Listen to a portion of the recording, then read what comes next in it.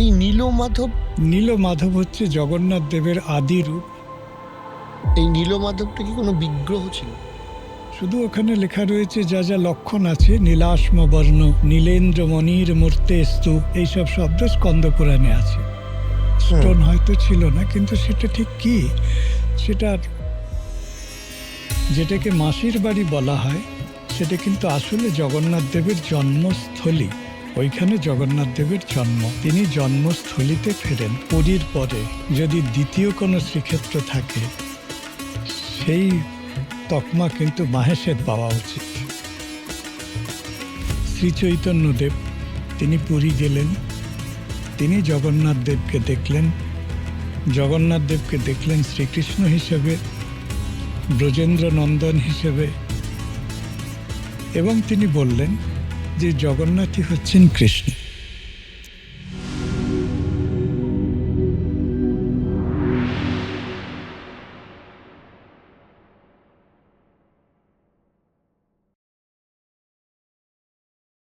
Sir, অনেক ধন্যবাদ নমস্কার। আসার জন্য। তার কারণ হচ্ছে বেশ কিছুটা সন্ধে করেই আপনাকে আমরা ইনফর্ম করেছি এবং আপনি সঙ্গে সঙ্গে আমাদের সময় দিয়েছেন, এটার জন্য আমরা সত্যি কৃতজ্ঞ। আমি যে বিষয়টা নিয়ে আমি কথা বলার জন্য খুব উৎসাহী, এবং বেসিক্যালি ব্যক্তিগতভাবে আমিও শ্রীরামপুরের ছেলে। আমাদের এখানে রথযাত্রা বা জগন্নাথ দেব বা তার পূজা, সেটার একটা বিশাল বড় কালচার রয়েছে। এবং after Puri, one of the biggest Rath Yatra festival যদি হয়, সেটা শ্রীরামপুরে তার একটা অংশ। তো যাই হোক স্যার, আমি শুরু এটা দিয়েই করতে চাইছি যে এই যে জগন্নাথ দেবের পূজা, এটা যে এই এত বড় ব্যাপ্তি, তার তো একটা মূল বা প্রধান কেন্দ্র হচ্ছে পুরী, বা পুরীকে কেন্দ্র করে আরো গোটা দেশ জুড়ে ছড়িয়েছে। এইটা সূচনাটা কবে থেকে হলো, এবং তারও আগে ইতিহাস ঘাটলে কবে থেকে ভারতবর্ষের বুকে বা এই সনাতন ধর্মে জগন্নাথ দেবের পূজা শুরু হয়েছে? জগন্নাথ দেবের যে বর্তমান মন্দির, উড়িষ্যার পুরীর মন্দিরকে ধরে আমরা যদি বিচার করি, এই মন্দির দ্বাদশ শতকে তৈরি। 1200 শতাব্দীতে। হ্যাঁ, দ্বাদশ শতকে তৈরি। এর আগে শ্রী জগন্নাথ দেব শবররাজ বিশ্বাবসুর দ্বারা পূজিত হতেন। সেটা পাহাড়ে, সেটা অরণ্য সংকুল অঞ্চলে একা শবররাজ বিশ্বাবসু পুজো করতেন, গোপনে পুজো করতেন। গোপনে? গোপনে পুজো করতেন তার এই মানে, গোপন পূজাটা কি? গোপনে পুজো করতেন মানে যেহেতু একা করতেন, আচ্ছা আচ্ছা আচ্ছা। অনেক হুম। অনেকে সেখানে যেতেন না। যা বর্ণনা পাওয়া যায়, একক দ্বারা পূজিত, একক ভক্তের দ্বারা পূজিত তিনি শবররাজ বিশ্বাবসু। রাজা ইন্দ্রদ্যুম্ন তিনি খবর পেলেন যে মাধব,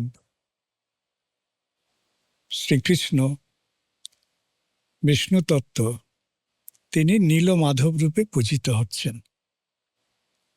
তিনি সেই বিগ্রহ, সেই দেব ও তত্ত্ব পুরীতে নিয়ে এলেন। এই যে পুরীতে আসা, তার জন্য বিদ্যাপতির গল্প। বিদ্যাপতিকে তিনি প্রেরণ করলেন, তিনি গেলেন, এসে খবর দিলেন। রাজা বিশ্বাবসু শ্রী জগন্নাথকে একা পূজা করতেন। তার নাম ছিল নীলমাধব। সেই নীলমাধব চলে আসেন পুরীতে। পুরীতে এসে সম্ভবত নীলমাধবকে প্রথমে গুহাতে রাখা হয়েছিল। কেন, ওই যে পুরীতে এসে নীলাচল সম্ভবত গুহা, কোনো একটা গুহাতে রাখা হয়েছিল। এই যে নীলাচল গুহা বাসম, এই নীলমাধব, নীলমাধব হচ্ছে জগন্নাথ দেবের আদি রূপ। মানে জগন্নাথ সংস্কৃতিকে আমরা কালচারাল স্টাডিজের দিক থেকে দুটো ভাবে দেখি। একটি হচ্ছে পুরী, যেখান থেকে ব্রাহ্মণিকাল পদ্ধতিতে পুজো এবং আরো অনেকগুলো পদ্ধতিতে জগন্নাথের পুজো হয়। এটা একটা রয়্যাল কোর্ট, রাজ পরিসরে পুজো। এই নীলমাধবটা কি কোনো বিগ্রহ ছিল? নীল মাধবটা এক্স্যাক্টলি কি ছিল সেটা জানা যায় না। আচ্ছা। কেমন দেখতে ছিল, কোনো একটা ব্লু স্টোন হতে পারে, কোনো ব্লু স্টোনের কোনো বিগ্রহ হতে পারে। সেইটা কি ছিল সেটার কোনো রেকর্ড নেই বা সেটা কোথাও প্রিজার্ভড আছে এমনটা শুনিনি। হুম। নীলমাধব নামটা পাওয়া যায়, শুধু ওখানে লেখা রয়েছে যা যা লক্ষণ আছে, নীলাশ্ম বর্ণ, নীলেন্দ্র মণির মূর্তেস্তু, এইসব শব্দ স্কন্দ পুরাণে আছে। যেহেতু নীলেন্দ্র মণির মূর্তেস্তু, মূর্তি শব্দটা রয়েছে, সুতরাং একটা কোনো ফর্ম তো নিশ্চয়ই ছিল। একেবারে স্টোন হয়তো ছিল না, কিন্তু সেটা ঠিক কি সেটা আর পাওয়া যায় না, আমার অন্তত জানা নেই। তারপরে এখানে এসে জগন্নাথ দেবের বিগ্রহ তৈরি হলো। এটা 1200 সালে। হ্যাঁ, জগন্নাথ দেবের বিগ্রহ তৈরি হলো, যার জন্য সেই দারু ভেসে আসা সমুদ্রে, দারু ভেসে এলো, সেই দারু তক্ষণ করে জগন্নাথ দেবের বিগ্রহ তৈরি হলো অর্থাৎ 12th সেঞ্চুরি আমরা থেকে। আজকে যে মন্দিরটি দেখতে পাই এটা 12th সেঞ্চুরির মন্দির। 12th সেঞ্চুরির মন্দির। এটাকে আমরা একটা সময়ের একটা মানে পয়েন্ট অফ টাইম ধরে নিয়ে আমরা তার মানে হিস্টোরিক্যাল কাজকর্মগুলো করি। করছেন। এবার রথযাত্রার যে কালচারটা, সেটা কি এই 12th সেঞ্চুরি থেকেই শুরু হলো নাকি রথযাত্রাটা পরে কনসেপশনটা না, এসেছে? রথযাত্রার সংস্কৃতিটা আর একটু পরে শুরু হয়েছে। আর একটু পরে শুরু হয়েছে জগন্নাথ দেবের মানে রেকর্ডেড আর কি। হুম। জগন্নাথ দেবের তাঁর তো নানান রকম লীলা আছে, এবং তিনি জগন্নাথের যে মূল মন্দির দ্বাদশ শতকে প্রতিষ্ঠা হয়েছে, সেই মূল মন্দির থেকে রত্নবেদী থেকে তিনি রত্নবেদীতে অধিষ্ঠান করেন। রত্নবেদী থেকে তিনি যান গুন্ডিচা ধামে। তিনি যান। গুন্ডিচা ধামে, ওকে। গুন্ডিচা, যেটাকে মাসির বাড়ি বলা হয়, সেটা কিন্তু আসলে জগন্নাথ দেবের জন্মস্থলী। ওইখানে জগন্নাথ দেবের জন্ম। তিনি জন্মস্থলীতে ফেরেন। আতুর আচ্ছা। ঘরে আমাদের যেমন জন্ম হয়, জগন্নাথ দেবের যেখানে জন্ম তিনি সেখানে যান। এই যাত্রাটা হচ্ছে তার রথযাত্রা।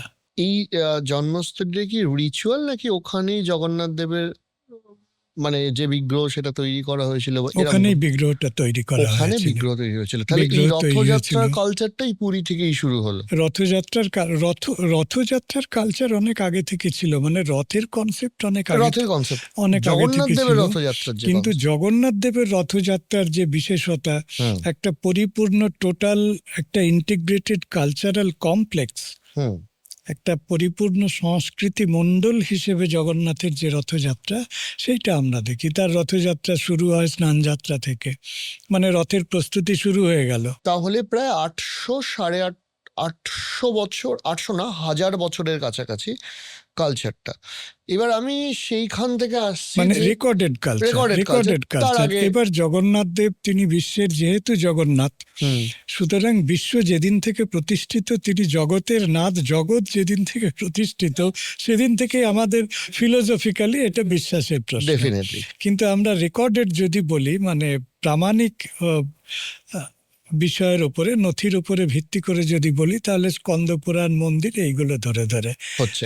বাকি এবার স্যার এই যে জগন্নাথ দেবের রথযাত্রার যে কালচার, সেটা দেখা যাচ্ছে পুরী থেকে আস্তে আস্তে, পুরী কেন্দ্রিকতা থেকে আস্তে আস্তে উড়িষ্যা এবং বিশেষ করে বাংলাতে এর একটা বড় প্রভাব দেখা যাচ্ছে। আহ, আমি শ্রীরামপুরের ছেলে, শুরুতেই যেটা বললাম যে মাহেশ একটা বড় রথযাত্রার একটা অংশ, মানে বড় উৎসবের অংশ, প্রায় 630 বছরের রথযাত্রার উৎসব। শ্রীরামপুর সম্পর্কে যে কথাটা আমি সব জায়গায় বলতে চাই, সেটা হচ্ছে শ্রীক্ষেত্র। হুম। পুরীর পরে হুম। যদি দ্বিতীয় কোনো শ্রীক্ষেত্র থাকে, সেই তকমা কিন্তু মাহেশের পাওয়া উচিত। এবার স্যার এই যে রথযাত্রা পুরী থেকে বাংলা জুড়ে যে শুরু হচ্ছে, এই সময়কালটা আমরা কিভাবে পাচ্ছি? আচ্ছা, জগন্নাথ দেবের রথযাত্রা এবং জগন্নাথ সংস্কৃতি, শুধু রথযাত্রা না, জগন্নাথ সংস্কৃতির সঙ্গে রথটা রয়েছে। তো তো জগন্নাথ দেবও গেছেন, রথও গেছেন। জগন্নাথ দেবের যা কিছু, জগন্নাথ সংস্কৃতি পরিমণ্ডলে যা কিছু আছে সব সঙ্গে নিয়ে তিনি চলাচল করেন। আচ্ছা, দুভাবে জগন্নাথ সংস্কৃতি বাংলায় এসেছে। প্রথমত, ওড়িশার রাজারা বাংলার বেশ কিছু অঞ্চল একসময় অধিকার করেছিলেন। হুম তার মধ্যে বিষ্ণুপুর, বাঁকুড়া, বাঁকুড়ার তুঙ্গভূম একটা। তুঙ্গ রাজারা সেখানে জগন্নাথ মন্দির প্রতিষ্ঠা করেছিলেন। সেই মন্দির এখন নেই। আমাদের ওই বাঁকুড়া বিষ্ণুপুরের ওখানে শ্যামকুণ্ড যেখানে আছে, ওখানে একটা জগন্নাথ মন্দিরের বুনেদ, ভিতটা রয়েছে। মন্দিরটা নেই, মন্দির ভেঙে গেছে আর কি। ভিতটাই দেখা যায়। স্থানীয় মানুষরা চিহ্নিত করেছে এটি জগন্নাথ মন্দির ছিল। আমাদের এই যে মুক্তিতীর্থ ঘাট, ত্রিবেণী পর্যন্ত ওড়িশার রাজারা রাজ্য বিস্তার করেছিলেন। হুম ত্রিবেণীতে এখন বেশ কয়েকটি জগন্নাথ মন্দির আছে, কিন্তু বহু পুরনো একটি জগন্নাথ মন্দির ত্রিবেণীতে ছিল। সেই বিগ্রহটাও এখন নিকটবর্তী একটা শিব মন্দিরে পাওয়া যাবে। সে বিগ্রহ আমি দেখেছি, একদম টিপিক্যাল পুরনো দিনের ঘরানার, ওড়িশি ঘরানার জগন্নাথের আইকনোগ্রাফিক ফিচার তার মধ্যে রয়েছে।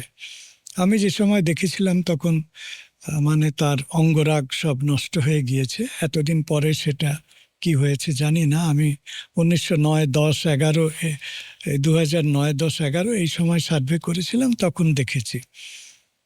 তো জগন্নাথ দেব এসেছেন অনেক আগে রাজাদের মাধ্যমে। দ্বিতীয় বড় ফ্যাক্টর হচ্ছে শ্রী চৈতন্য মহাপ্রভু। শ্রী চৈতন্য দেব তিনি পুরী গেলেন, তিনি জগন্নাথ দেবকে দেখলেন। জগন্নাথ দেবকে দেখলেন শ্রীকৃষ্ণ হিসেবে, ব্রজেন্দ্র নন্দন হিসেবে, এবং তিনি বললেন যে জগন্নাথই হচ্ছেন কৃষ্ণ। আমরা গৌড়ীয় কৃষ্ণ ভক্ত যারা, তারা প্রাণ দিয়ে জগন্নাথকে গ্রহণ করলাম। চৈতন্যদেব যদি না থাকতেন এই ঘটনা এত তাড়াতাড়ি ঘটত না। হুম এবং এই যে রথের সামনে আপনারা কৃষ্ণদাস কবিরাজের চৈতন্য চরিতামৃত, মধ্যলীলা 13-14 এই চ্যাপ্টারগুলো যদি আমরা পড়ি, তাহলে দেখব যে চৈতন্যদেব এবং রথযাত্রার একটা বর্ণনা আছে। হুম রথের সামনে তার কীর্তনের বর্ণনা, এবং রথ যখন চলা বন্ধ হয়ে গেল তখন তিনি নিজের মাথা দিয়ে রথকে ঠেললেন, সেই বর্ণনা। এই দুটো ঘটনা গোটা ভারতবর্ষকে প্রভাবিত করেছিল। উদ্দণ্ড কীর্তন, হরিনাম সংকীর্তন, 14 মাদল নিয়ে, ফুল গৌড়ীয় টিম নিয়ে বাংলার। এবং চৈতন্যদেব শুধু ভক্তিধর্ম, ভক্তি আন্দোলন না, পারফর্মিং আর্টের ক্ষেত্রে, হুম বিশেষ করে সঙ্গীত, বিশেষ করে নৃত্য, বিশেষ করে কীর্তনের সঙ্গে যে বাজনা, মিউজিক্যাল যে ইনস্ট্রুমেন্ট, হ্যাঁ, তার মধ্যে খোল, মৃদঙ্গ, করতাল ইত্যাদি ইত্যাদি সমস্ত মিলিয়ে যে একটা সাংঘাতিক রকমের উথাল পাথাল করা কীর্তন করা যায়। এবং তার মধ্যে গোটা ভক্তরা দেখছেন যে একজন দীর্ঘাঙ্গী সন্ন্যাসী, তিনি এরকম মানে এরকম ভাবে বিভোর হয়ে নৃত্য করছেন। এই যে ছবিটা, তার এই যে ভিজুয়াল টেক্সট তৈরি হচ্ছে, একটু কল্পনা করুন ওই রকম রথের সামনে চৈতন্য মহাপ্রভু নৃত্য করছেন। সেটা যারা দেখছেন, কে দেখছেন? প্রতাপরুদ্র দেখছেন। সারা ভারতবর্ষ থেকে যত ভক্তরা এসেছে তারা দেখছেন। প্রতাপরুদ্র মানে রাজা তৎকালীন রাজা। রাজা রাজা প্রতাপরুদ্র দেখছেন। তিনি বিস্মিত হয়ে দেখছেন যে ভাবে এরকম বিভোর হওয়া যায়। এইটা মানুষ যারা প্রত্যক্ষদর্শী তাদের মধ্যে প্রভাব বিস্তার করেছিল। তারা যখন ফিরে গেলেন, এই চৈতন্য মহাপ্রভু এবং জগন্নাথকে যেন চেতনায় এক করে ফিরে গেলেন, যে জগন্নাথ দেখতে গিয়ে চৈতন্যকে দেখলাম, এই রকম অবস্থা। তারা কিন্তু সব জায়গায় গিয়ে নিজেদের জায়গায় এই ঘটনাগুলি বলেছিল। এবং পুরীর থেকে রথের পরে, আপনারা জানেন, রথযাত্রার পরে পরে চৈতন্যদেব বাংলায় তার পূর্ববঙ্গ বিজয় যাত্রা হয়েছিল, তিনি যখন ফিরে এলেন তখন জগন্নাথ ভাবনার একটা ঢেউ গোটা গৌড়ীয় বৈষ্ণবদের মধ্যে চলছে। শুধু এই না, চৈতন্যদেব ওড়িশা বাংলার মানুষের কাছে সচল জগন্নাথ। হুম। তিনি আলাদা কেউ নন, দারু ব্রহ্ম আর ইনি গোরা ব্রহ্ম, আলাদা কেউ নন, একই জগন্নাথের দুই রূপ।